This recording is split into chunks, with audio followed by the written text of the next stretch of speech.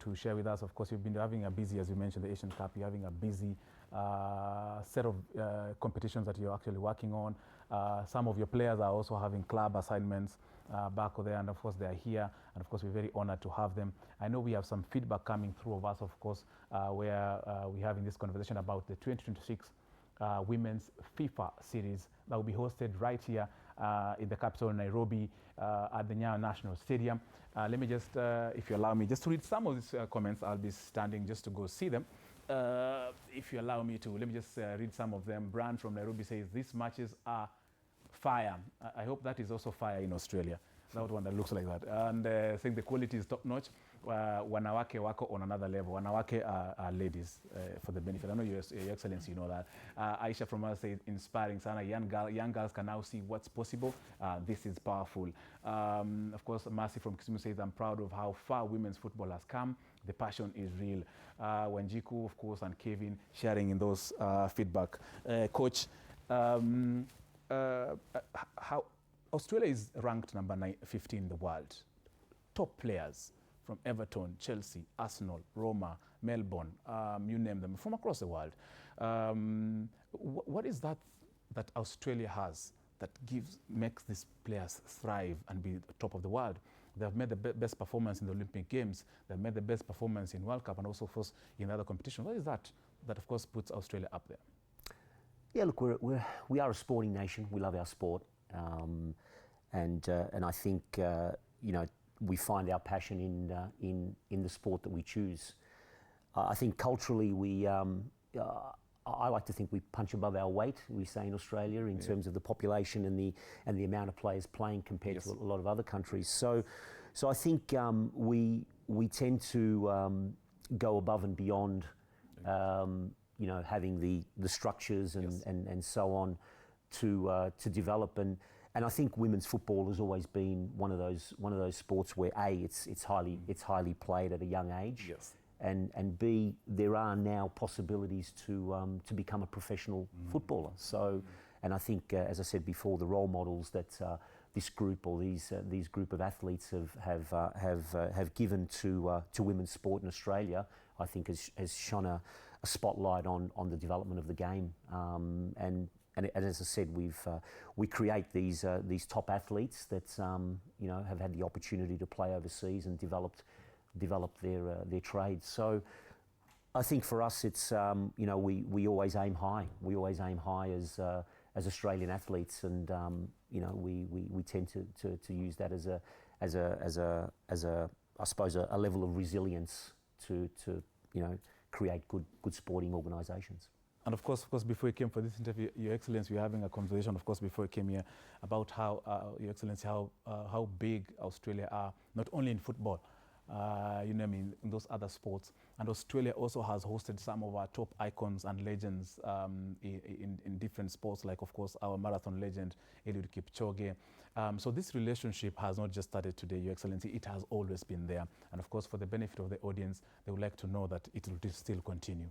Oh, I'm sure it will continue. I mean, it's growing all the time and it's changing all the time. As you said, Eliud Kipchoge and a number of other top Kenyan marathon runners were in Australia last year for the Sydney Marathon and were very warmly welcomed by our community.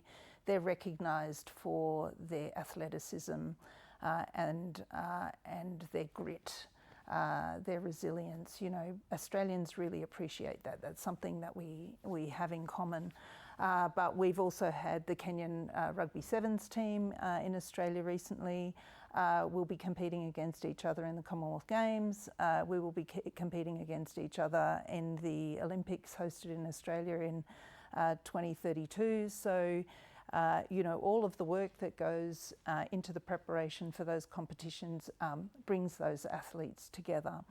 And I think that while there is often in some sports a focus, particularly in televised coverage, on men's competitions, I just want to make the point that in Australia, the Tillies are filling stadiums. Now, when I was a kid playing football, that didn't happen. It doesn't take long for that to change. And I encourage Kenya to get behind its women athletes as well as its men, because in many sports you have fantastic women athletes, and they can become globally competitive if people get behind them and support their sporting development. So that's something that we can also work together on. You know, we have had a lot of experience in our country of fostering women's sport, including in football. I mean, the Tillies are at the top of that, but in Australian, in AFL, which is Australian football, in cricket, in tennis, in a whole lot of sports, we put a lot of effort into supporting women's competitions. They're now securing sponsorship, which is important to keep them working professionally. Otherwise, you know, it's a lot of effort and not a lot of return on that effort. But we're seeing a real step change. Their profile in the media is huge. I mean, the Tillies are superstars at home, and that could happen here too. I'm looking forward to that. And of course, coming to that bit of, I'm supposed to engage with the head coach. If you're just joining us, I'm the head coach of the National Australian Women's Team, that is Joe Montemurro, together with the Australian High Commissioner to Kenya, Her Excellency Jenny Doreen, of course, here to discuss and share about this exciting football tournament. For the very first time, Kenya is hosting the FIFA Series 2026 in the women's category. Head coach, you have also worked with Arsenal in of course, it's very historic. 2018 was very historic for you, where you won the Women's League Cup after beating Manchester City. However, you don't want to talk to me as a Chelsea fan because we didn't allow you to do the same with the FA Cup. Of course, for the benefit of someone who's watching you, of course, your other part of your other, qualifications that, of course, where you've worked, of course, you've been to Italy, someone who's watching you for the very first time, so that they can know you are not just only in Australia, that particular position by chance, but of course by marriage. Yeah, I've had the privilege of working in some of the best countries in the world, Yes. Best clubs in the world.